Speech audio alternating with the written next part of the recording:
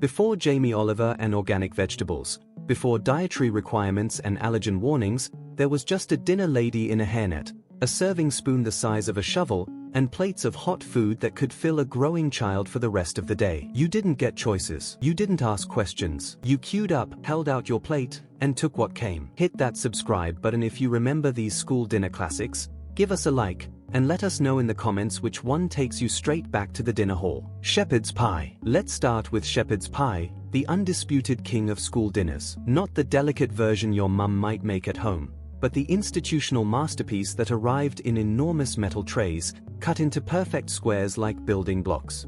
The mince was dark, rich, and swimming in thick gravy that had been cooking since dawn. Carrots and peas were mixed through, not for color, but because they belonged there. The mashed potato on top wasn't fluffy. It was dense, substantial, and baked until the peaks turned golden brown. When the dinner lady carved out your portion, it held its shape. The first forkful was always the same, hot, salty, and deeply satisfying. You ate it methodically, layer by layer, saving the crispy potato bits for last. This wasn't food designed to impress parents at sports day. This was fuel for afternoon lessons and playground football. Liver and onions. Then came liver and onions, the great divider. You either loved it or you spent 20 minutes pushing it around your plate, hoping it might disappear. Thick slices of lamb's liver, cooked until just tender, smothered in sweet, slow-cooked onions and drowning in brown gravy so dark it was almost black. The smell hit you before you even entered the dinner hall. That distinctive iron-rich aroma that made some children run forward and others turn back. If you were brave enough to try it, really try it, you discovered something surprising. The onions softened the liver's intensity. The gravy pulled everything together into something warm and oddly comforting. Served with a mountain of mashed potato and a spoonful of peas, it was a proper meal. The kind that kept you full through double maths and games in the rain. Spam fritters. Spam fritters were pure theater. Golden, crispy batter surrounding a thick slice of processed pork that somehow tasted better than it had any right to. They arrived hot from the oil, glistening under the dinner hall's strip lights, served with chips and beans like a proper chip shop meal smuggled into school. You bit through the crunchy exterior to find the soft, salty spam inside. It wasn't sophisticated. It wasn't healthy. But it was undeniably satisfying. The batter was thick enough to hold its shape but light enough to feel indulgent. On Spam Fritter Day, the queue moved faster. Everyone knew what they wanted. Even the teachers looked pleased. Toad in the hole. Toad in the hole was geometry made edible. Pale sausages suspended in golden Yorkshire pudding batter, baked in huge rectangular tins until the batter rose up around them like edible mountains. It arrived at your table still puffing with heat, cut into generous squares that revealed the sausages nestled inside.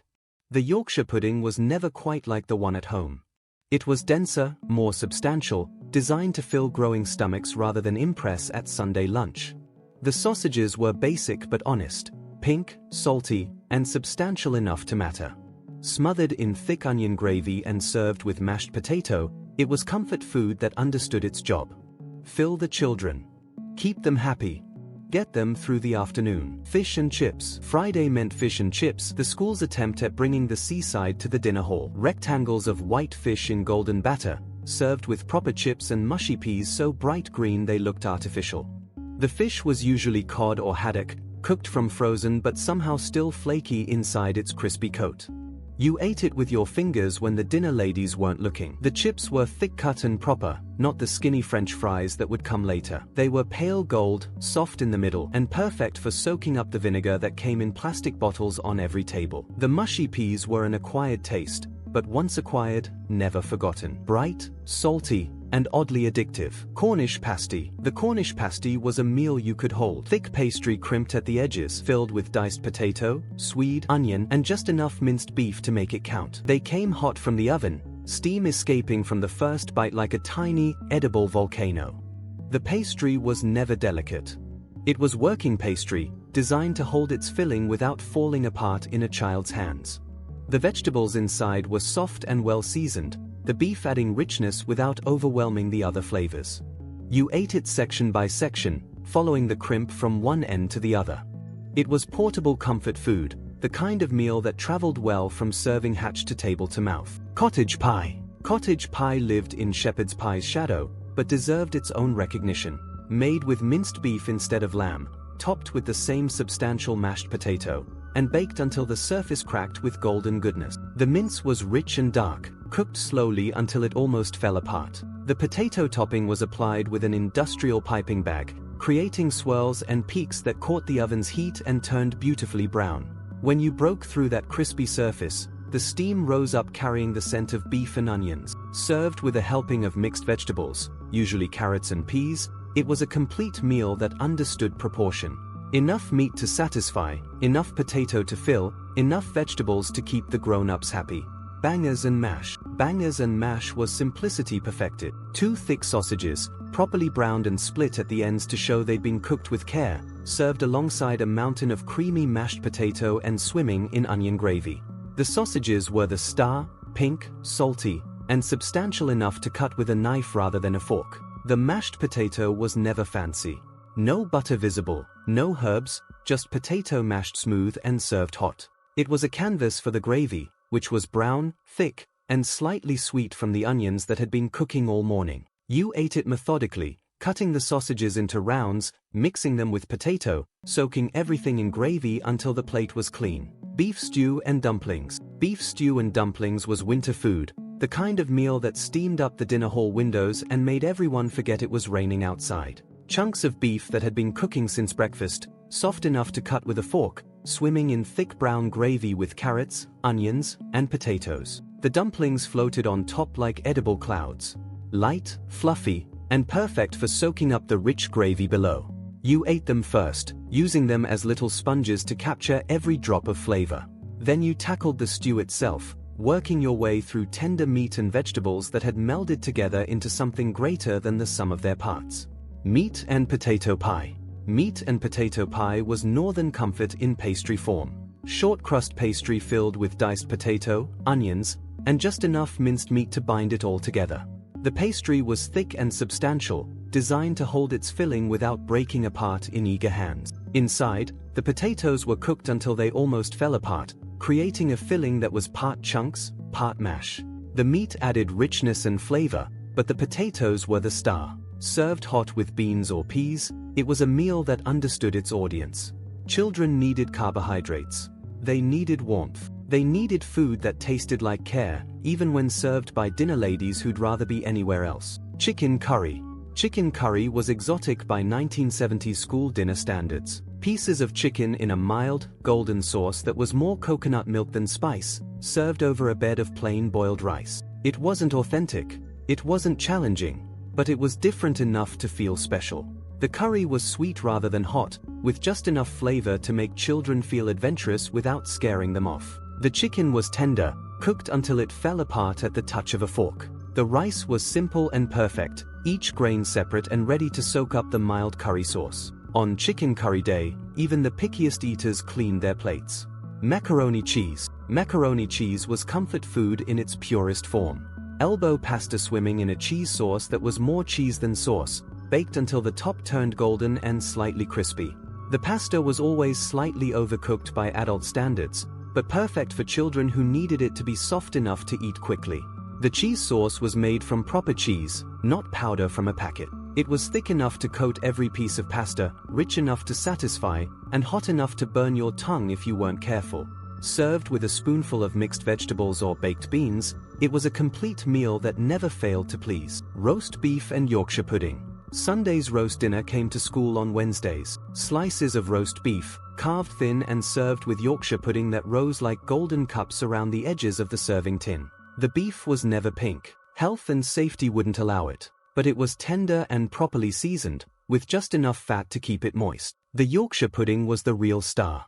Individual portions that puffed up in the oven, creating crispy shells perfect for holding gravy. You ate it like a bowl, filling it with beef gravy and using your fork to break off pieces of the crispy edge. Served with roast potatoes and mixed vegetables, it was as close to Sunday dinner as school could manage. Scotch eggs. Scotch eggs were novelty food that somehow became routine. Hard-boiled eggs wrapped in seasoned sausage meat, coated in breadcrumbs, and deep-fried until golden. They arrived at your table still warm, cut in half to reveal the yellow yolk center surrounded by pink sausage meat and golden coating. You ate them with a knife and fork, working your way through the layers. The egg was always perfectly cooked, the white set firm, the yolk just slightly soft. The sausage meat was well seasoned and substantial, the breadcrumb coating adding texture and warmth. Served with salad, iceberg lettuce, tomato wedges, and cucumber slices, it felt almost sophisticated. Beef burgers. Long before McDonald's conquered Britain, school dinner burgers were setting the standard. Not the thin patties that would come later, but thick, substantial rounds of minced beef, cooked until well done and served in soft white buns with a slice of processed cheese melting on top. They weren't gourmet. The meat was basic, the buns were basic, the cheese came from a packet, but they were hot, satisfying, and exotic enough to feel special. You ate them with your hands, juice running down your fingers, chips scattered around the plate. On Burger Day, the dinner hall felt less like school and more like a proper restaurant. Sausage rolls. Sausage rolls were finger food elevated to main course status. Thick, flaky pastry wrapped around seasoned sausage meat, baked until golden and served hot with beans and chips. The pastry was never delicate, it was working pastry that held its filling without falling apart. The sausage meat inside was pink, salty, and substantial enough to make you feel you'd eaten proper meat. You could eat them with your hands or cut them with a knife and fork. Either way, they delivered everything you needed: protein, carbohydrates, and enough flavor to keep you interested until the last bite. Cheese and potato pie. Cheese and potato pie was vegetarian food before vegetarianism was fashionable. Layers of sliced potato and cheese baked in pastry until the potatoes were soft and the cheese was golden and bubbling. The pastry was thick and comforting, designed to hold generous amounts of filling. Inside, the potatoes cooked in their own steam, becoming creamy and rich. The cheese, usually cheddar, melted through the layers, creating pockets of salty goodness throughout. Served hot with vegetables or beans, it was proof that you didn't need meat to create a satisfying meal. Just good ingredients and enough time to let them work together. Fish cakes. Fish cakes were Friday's alternative to fish and chips. Rounds of mashed potato mixed with flaked fish, coated in breadcrumbs, and fried until golden. They weren't fancy. The fish was usually tinned salmon or cod, but they were substantial and satisfying. The potato base was smooth and creamy, the fish adding flavor and texture without overwhelming the mixture. The breadcrumb coating provided crunch and helped hold everything together.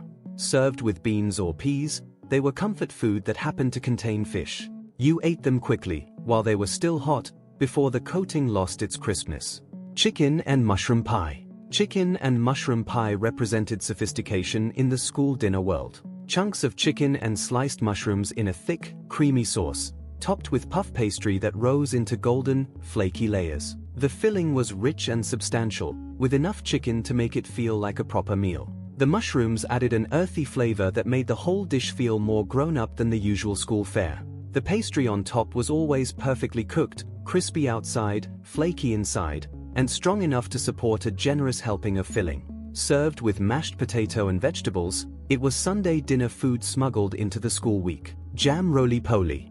And finally, jam roly-poly, the dessert that concluded many school dinners. Sweet suet pastry rolled thin, spread with jam, rolled up, and steamed until light and fluffy. It arrived at your table warm, sliced into thick rounds that showed the spiral of jam running through each piece. The pastry was soft and slightly sweet, the jam providing bursts of fruity flavor. It was served with custard, proper custard that was thick enough to coat your spoon and sweet enough to make you forget about homework waiting back in the classroom. You ate it slowly, savoring each warm, sweet bite, knowing that once it was finished, the magic of school dinner would be over until tomorrow. These 20 dishes formed the backbone of school dinner menus across Britain in the 1970s. They weren't sophisticated. They weren't photographed for Instagram. But they filled growing children, provided proper nutrition, and created memories that last a lifetime. If any of these took you back to queuing in the dinner hall, subscribe for more nostalgic food memories and hit that like button to help others remember the meals that shaped their childhoods.